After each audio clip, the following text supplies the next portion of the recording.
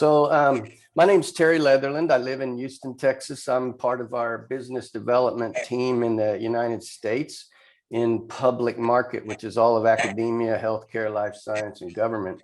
And on the phone with me is my distinguished colleague, Dr. Ruzu Chen, PhD in computational biology. So he speaks your language. I have a degree in chemistry and computer science, and I'm a storyteller, evangelist, so to speak. And last year, Ruzu and I embarked on 2 years ago, a program to fine tune and optimize life science algorithms on the power systems for the many of the customers that we have here. So we're going to focus on the tuning and optimization that Ruzu and his team in our Poughkeepsie Customer Center have done. They have a parallel team in Montpellier, France. And it's about genomics and microscopy and some other things. And I'll come to that. Ruzu, you want to introduce yourself any further or say anything? Ruzu Chen. I'm an application specialist and working on the IBM Life Science Enablement Division. All my work is related to life science application performance and enablement. Okay, great. So this is the agenda. It's totally flexible. This is a presentation that we've delivered about 40 times in the United States here. And we also delivered this presentation to the IBM Tech U, which is Technical University, last November, which was a virtual worldwide session. And it was on these topics. So I will try and cover I'm the evangelist, so I'm the what and the why, and Ruzu is the how. So I am certain, having seen some of the dialogue in the email threads that were going around when Ruzu enabled the code on your system, that there's a lot of detailed questions. So I'll defer all of those to Ruzu, and I'll spend maybe 15, 20 minutes talking about the high level part, and then anything you want to know about how it's done, that's for Ruzu. But we'll cover topics of his performance tuning that he's done with genomics, with primarily GATK, and then how they tuned the rely-on method for microscopy, and we're literally seeing twice as fast answers. It's my understanding that Bede, if I'm saying that right, is a power server-based cluster. Ruzu's done some tuning on structural biology. And then, of course, we delve into storage. Now, I understand that Bede is a luster-based system, so the concepts are the same, but we can't guarantee the tuning. And then something new that you may or may not be aware of or know about, but IBM has released a Bayesian optimization accelerator specifically for the computers that are part of your cluster. And I'll explain a little bit about those. And if you're interested, I have some slides on Power 10 memory clustering. You can Google that and you'll see it out there. So without further ado, this is the theme. The theme that we work through it's like a race car. If you have an engine that's high power and it can't get the fuel, which is the data, then the engine is starved. So what we've done is fine-tuned and optimized the entire car, from the fuel line, from the fuel, which is the storage systems, through the fuel lines, which is the network and the software-defined infrastructure orchestration, to the engine, which is the server. And this engine, as you know, is multi-threaded, but many, many customers don't turn the threads on because they're so used to the Intel world of single-threaded. But that's one of our 4 secret sauces I'll talk about, but you probably already know that. At the end of the day, we are all chasing the time to answer, because time to answer, as we've seen in COVID world, the faster we can get to the molecular analysis design output, the closer we get to the cure. And so these are some slides I'll skip through real fast. This was a marketing presentation. We're working to try and impact lives through these innovations. It's in this particular topic, we're revolving around what I call this tree of life with bioinformatics, diagnostics, simulation, molecular structure, all those things that I believe are your own disciplines that I've seen in a couple of email threads that I was watching. So data overload, just as an example, as you know, the cryo electron microscopy instrument is generating on average 5 terabytes of data per day. It's overloading the traditional way of storing and scaling, and you have to adapt to it pretty fast. Performance is the other area where time to answer is a relevant thing today. And then cost, how does all that cost and how can we make that most efficient? So we're kind of looking across this whole spectrum. So in genomics, it's obviously biomarker detection, data modeling, statistics, drug discovery through macromolecules. You know about all these things. Bioinformatics is the cross-discipline relationships with AI, and I have a misspelled word there. And so we'll try and cover all these things, but zero in on where you want us to go. Let me get to the meat. So in genomics sequence alignment, Ruzu's team has done a really good job of tuning some of the things that can take advantage of the threading and memory IO, et cetera. And we'll show you some charts here in just a second. And a lot of these principles all apply to the other disciplines. And I don't know what the rest of your disciplines are, but if it's life science, it has something to do with all these. So at the end of the day, this is a slide for those that weren't IBM customer already, but they are the same systems that are involved in the US at the 2 largest supercomputers at Oak Ridge and Lawrence Livermore laboratories, Power 9 servers. The IBM Elastic Storage System is the fuel tank I referred to. That's the spectrum scale, otherwise known as historical GPFS system. And then something new, which you may or may not be aware of that you can take advantage of today, except for Luster, is if you can export, we'll talk about that, if you can export Luster to NFS, then it all works. So is the Spectrum Discover metadata catalog. And so I think you all probably know about this, so I won't spend much time here. But basically, Summit is 4,600 nodes that replace 13,000 Intel nodes. And the Spectrum Scale system on Summit is 77 elastic storage servers with that large amount of throughput in a single file system. So just for your own awareness and edification, these are the universities in the United States that have adopted these platforms. I'm personally involved with all of them, being the business development leader for the last few years.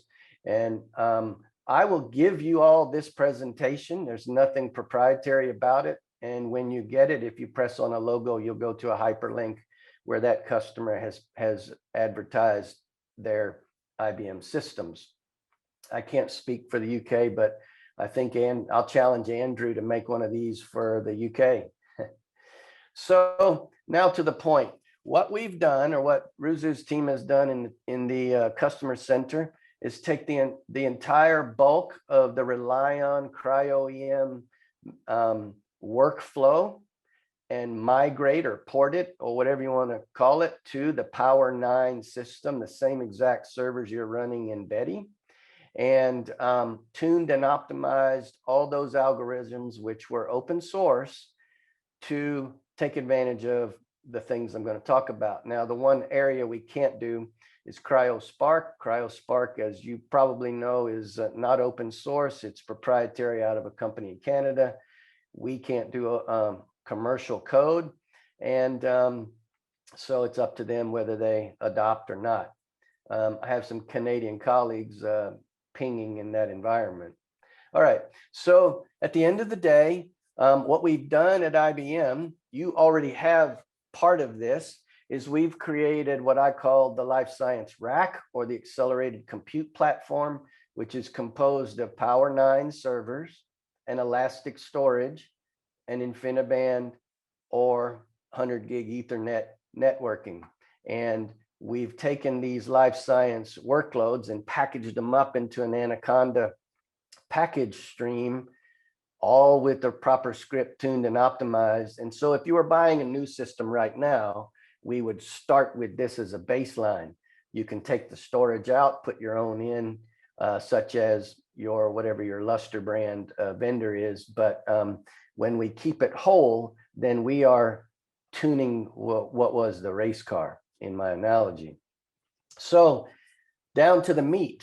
What we've done is we've said, okay, let's take a look at the system from end to end.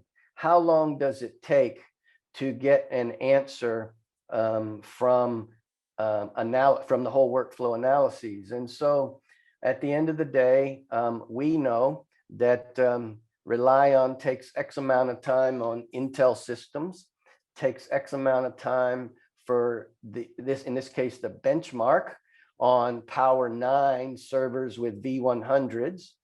But we also have another system which is smaller, and it turns out it's within 10% as fast as the larger twice as much cost system. So at the end of the day, we characterize it by, if you're a new customer and you want one of these systems for Cryo EM, then you can process small, medium, large numbers of samples per day the way we've tuned and optimized it.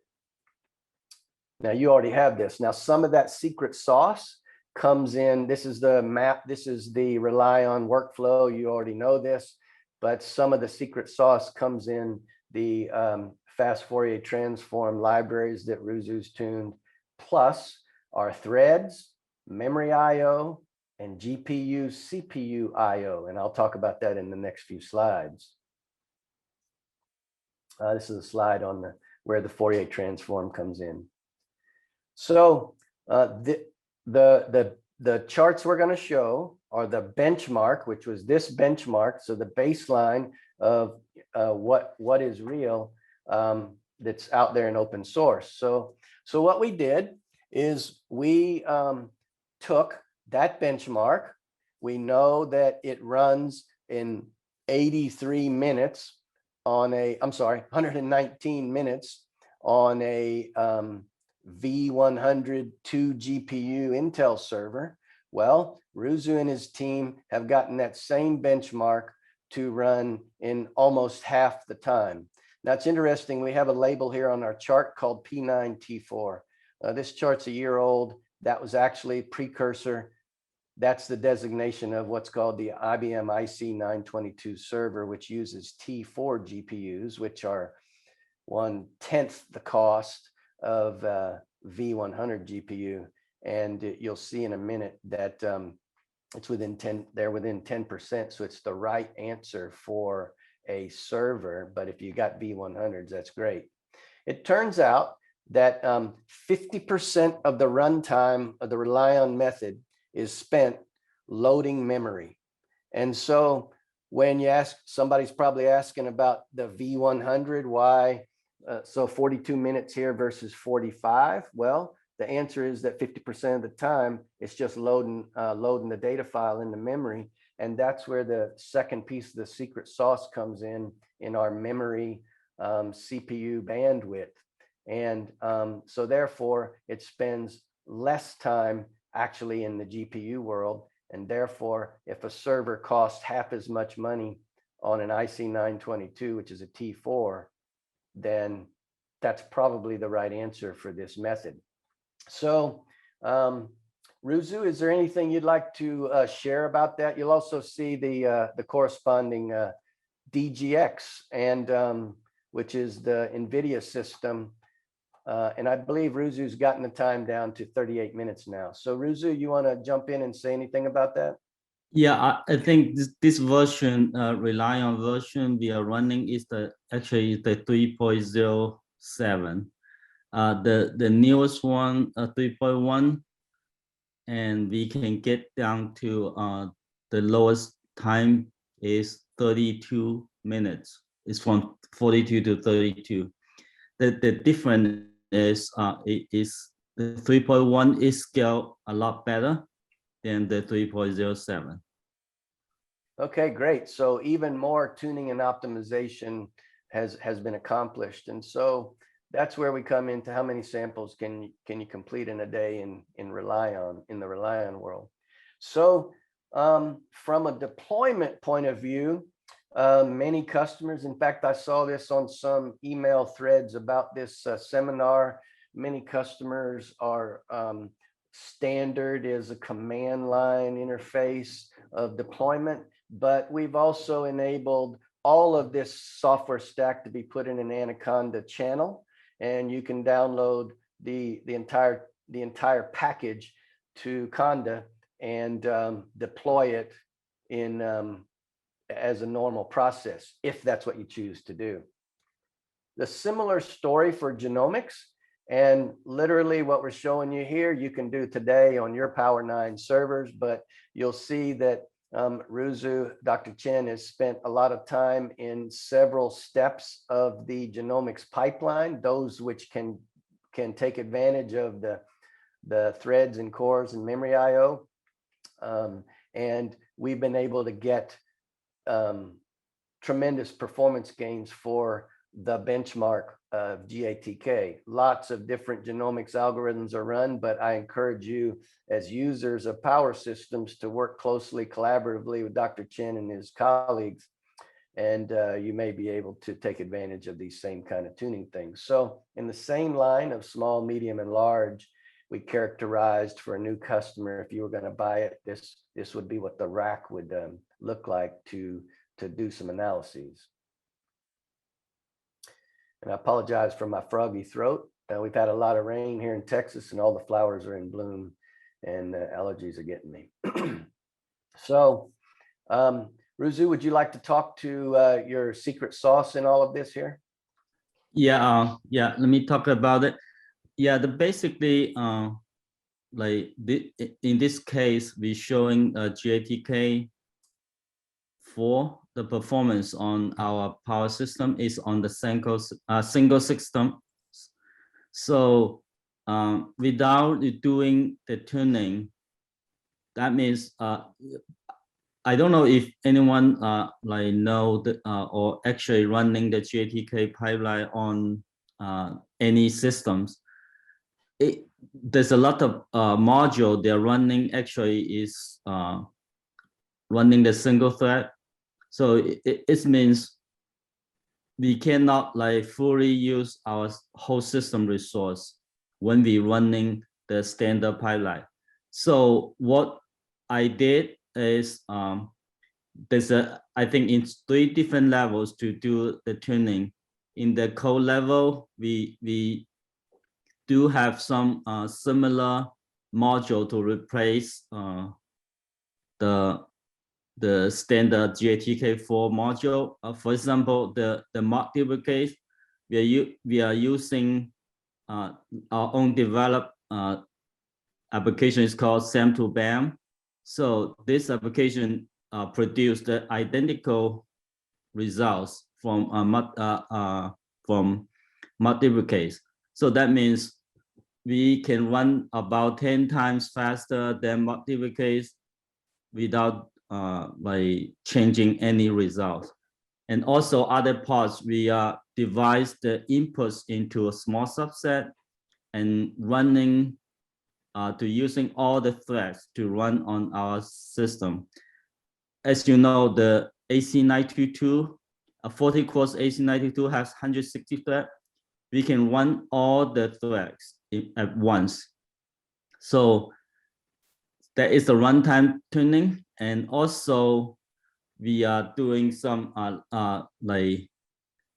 code change to using our SIMD extension, like just like to mapping the Intel's x86 SIMD SSE code to IBM's VSX extension code. So all together, we are able to reduce the runtime from 85 hours down to about like in this case it's about like 5.6 hours, and but the one shown here is 8 hours. The latest GATK4 can down to about 4.6 hours, like from actually from 85 hours. Very good. So, so that's the high level of the genomics side of the tuning and optimization. And I'll continue down the flow here, and we can come back to literally, Ruzu can show you the scripts and tuning parameters and all that. We won't take the whole 2 hours for this presentation that's been allocated, so we have plenty of time to do that. The next thing I'll talk Terry, about. Yeah, I want to mention the code. The code is available on the GitHub side or the container, the Docker Hub, because I wrap everything into a Docker container. So that means that container either has the GATK Pirate or the whole life science application. So I have two containers. So it's pretty easy to just like pull out the container and use it. very good. So in the rest of the flow here, I'm going to talk about some of the server characteristics, but you as an audience, because you're a user of the computers, may already know. So stop me if it's redundant. But we'll talk about the engine following the thought process of the car. And right now, today, your Bede system cluster is composed of the large AC922s. And frankly, those were invented by IBM as the deep learning training engines. It was the precursor or the father of the next server that came out, which came out 2 years ago. The IC922, the I actually stands for inference server, and 9 is power 9, and 2 is 2U and 2 processor. So those are the two hearts of this process. And as you've seen in the charts, if you're not doing heavy duty deep learning, then you might be just as well to get twice as many or utilize the less costly T4 GPUs. It's proven within 10%, as we showed. And it's the same exact backplane and threads and memory and IO as its big brother. And the bulk of the cost in this AC922 is in the GPUs. That's some stuff about the server. You own these servers, so I'll leave it to you. Some of the secret sauce is the fact that when the GPU is talking to the CPU, there's two things in play.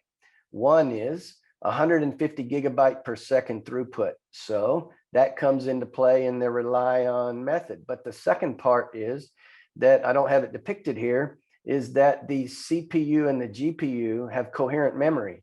So NVIDIA V100 GPUs can see all the memory in the CPU. So therefore you can load larger chunks of data into memory and the GPU can access them without chopping it up. And that's built into the NVLink protocol and process.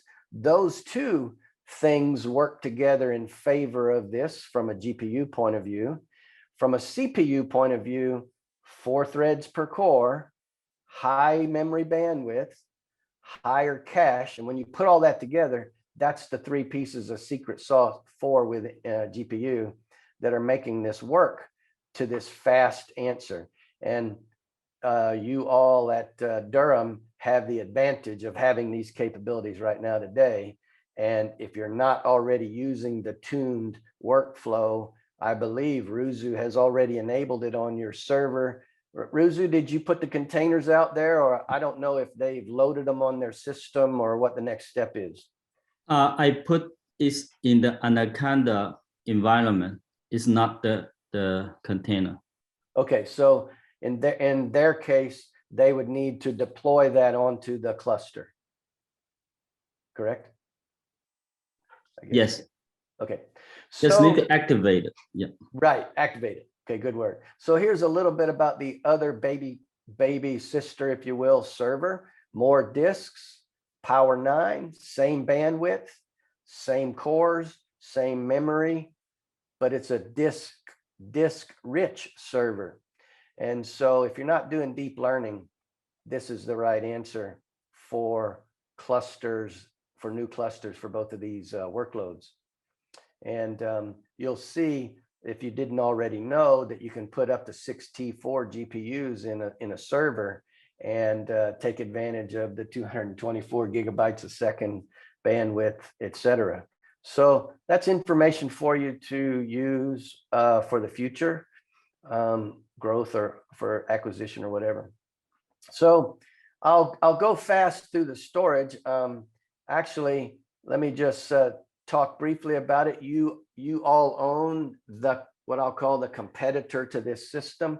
Our system under Spectrum Scale, which was GPFS, alternative to Lustre. Our systems are based on either build your own on any disk system or use elastic storage system, which is I'll stop short of using the word appliance.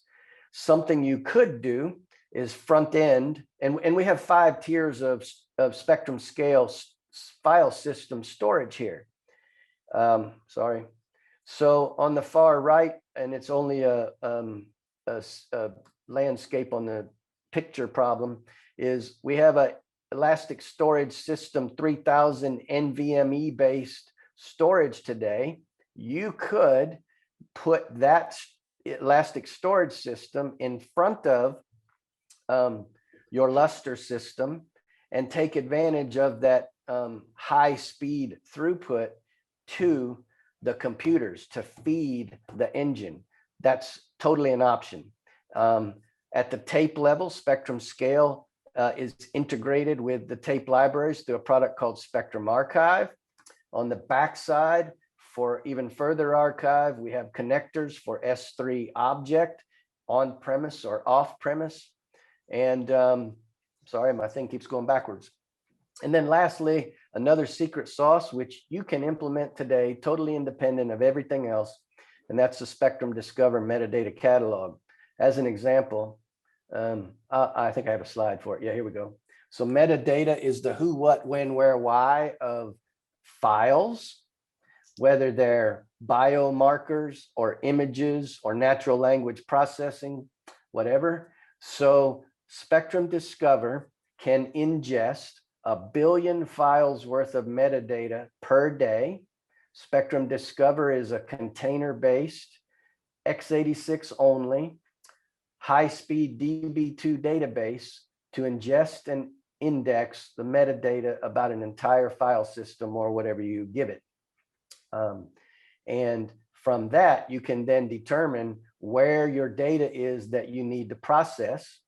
As an example, if someone was to say, show me all of the files that went into the work to do genomics analysis of XYZ, that's a really long ls-f directory structure command or whatever it is in Lustre, and takes a long time. In Spectrum Discover, you could get it in like 2 seconds.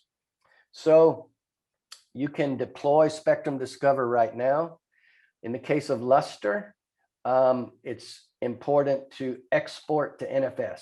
And if you can export to NFS, then Spectrum Discover imports Isilon, NetApp, Ceph, object storage, and NFS, which is not shown on the screen here. Here's a simple dashboard showing how many duplicate records there were of the total capacity consumed, but you can do metadata search by owner, file type. You can create your own metadata. You can have metadata created on the fly when the file lands on the disk based on an API that you use to populate the metadata with. And the API can be infused into your instrument.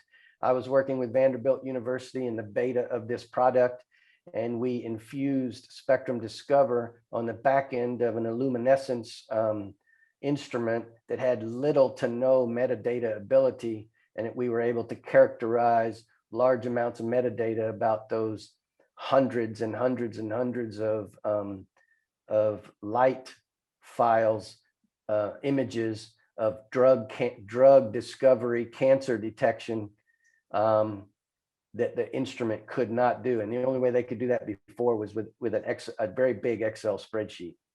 So a picture about spectrum scale is the global namespace with multiple connectors, built-in replication, multiple tiers of storage, encryption, etc. And you could layer spectrum scale file system on top of your current environment, I think. So I'll give you these slides. These are the models of the systems. We'll hold that for now. I want to go to something else here. These are the various models of the storage based on density and speed and performance. Okay, a little bit of slides about cloud object storage, S3. IBM has bought a company called, forgot it already. It became cloud object storage, and which is striped. Oh, that was a build it slide. You have 1/3 less the amount of storage used to maintain archive of old data, if you will. Cloud object storage is software based, so you can deploy it in the cloud, or you can deploy it on premise on sheet metal hardware. And you can deploy it on our competitors' systems as well, hardware systems. If you want any information about that, I'm sure Andrew's storage peers would be glad to talk about it. The way it works is there are things called slice stores, which are storage-rich servers, where all of the S3 data is striped across all server disks. There's an accessor layer, which is basically the engine of where the data is stored, and then there's an out-of-band manager that talks to all of that. There's multiple ways to deploy it. The best way is geo-dispersed, where you have site A, B, and C, and you have no loss of data, and dispersed among 3 data centers or 3 locations, whatever site A, B, and C mean. We have a technology called Bayesian Optimization. It is a new technique. It runs out of band, and the way this works is that if you have an AC 922 server like you do, then any x86 HPC cluster, whether it's or power, whether it's AMD or Intel or Lenovo or even IBM, whatever, that traditional cluster runs workloads. So you run jobs. At the end of the job, that particular calculation, characteristics and metrics about that job, that analysis, are fed through an interface through an output data file, which is a text file, through an interface function, which is about 100-line Python job script relative to that science and that science uniquely. And then that interface feeds to this BOA, Bayesian Optimization Accelerator. It's software running on an AC 922. And that particular science would have an objective function. Example, we are working right now with a team I'm working with Ford Motor Company, to do open foam computational fluid dynamics against the tailgate of an F-150 truck. Okay, so they're trying to fine tune the flow of the air over the truck bed. So that's a very fine objective function. So that objective function is fed into BOA, and BOA runs Bayesian analysis against that metrics, and then predicts what the next function, what the next run should be. So there's a reverse, an interface function back to the Slurm scheduler with an input data file that says run it again using these parameters, and then we go around the loop again. And what we have seen is that in general, in the 4 disciplines, which I'll come back to, we are getting between 10 to hundreds of times performance improvement. Example, your own UK GlaxoSmithKline team with one of our research guys in UK fine-tuned the drug discovery engine with BOA, and they reduced their number of experiments from 20,000 to 200 to get to the same answer with more accuracy. That's drug discovery, a very specific discipline.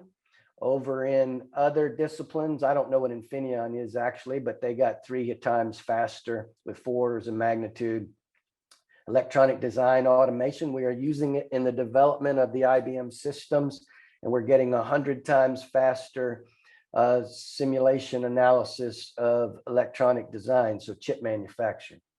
So why is that important? Well, here's the disciplines we know about, and everything is unique. We know that BOA is built for computational chemistry and computational biology. That equals drug discovery. We know it's built and good for computational fluid dynamics. I'm working with another customer at the University of Tennessee to do computational fluid dynamics, CFD, of airflow through the lungs as part of the COVID project. And then in electronic design automation, chip design, BOA is proving hundreds of times faster in silicon design. And in oil and gas, there was a presentation recently by University of Texas professor on reservoir simulation. So that's not life science, but the 2 on the left could be. So I encourage this team to work together with Andrew to work out a plan to instantiate BOA on a trial basis on your computers and test it out and try it out and put one of your methods to the test. The secret sauce is in the middle. It requires about 100-line Python code, which only about 10 or 15 lines are unique to the solver, and you can test it out. And and all that's required is this is a screen from Texas, from Longhorn, but basically one server with V100 GPUs, network access, Python scripts, Slurm scheduler, tuning parameters, etc. And you have all those in your cluster now today.